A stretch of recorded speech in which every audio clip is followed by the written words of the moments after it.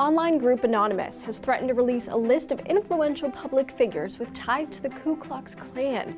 The release of the list coincides with Guy Fawkes Day, whose face has been used to symbolically represent the group in a form of a stylized mask.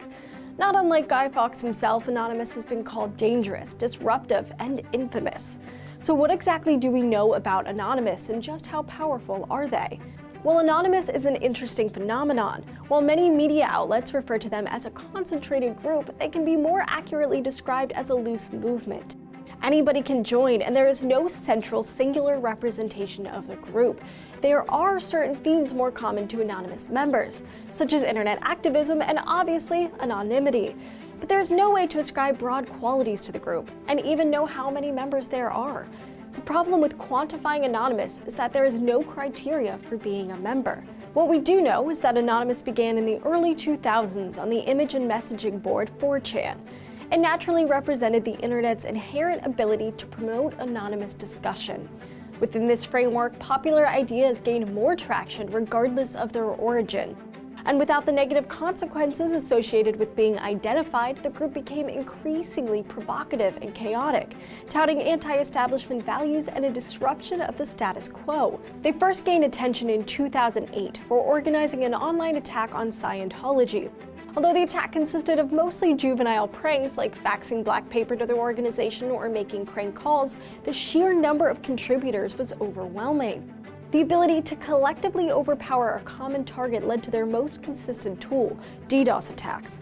In a nutshell, DDoS, or distributed denial of service, is when a website receives more requests than it can handle, causing it to crash. Through this method, Anonymous has been able to take down websites belonging to any groups they disagree with.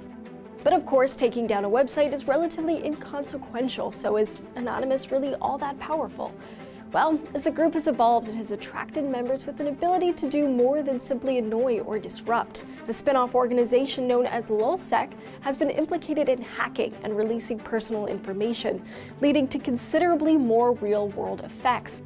Email accounts and passwords belonging to people connected to Sony Pictures and the US Senate were made public. Even the CIA's website was briefly shut down.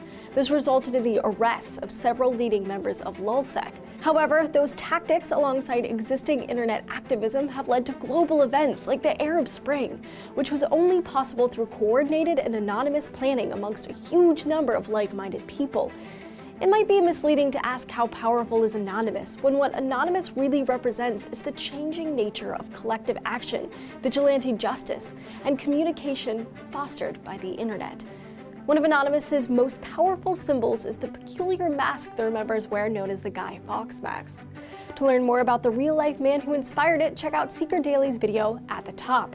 Some might argue that Anonymous's tactics are borderline online trolling. Is that protected speech? Find out in our video down below. Thanks for watching TestTube News. Don't forget to like and subscribe for new videos.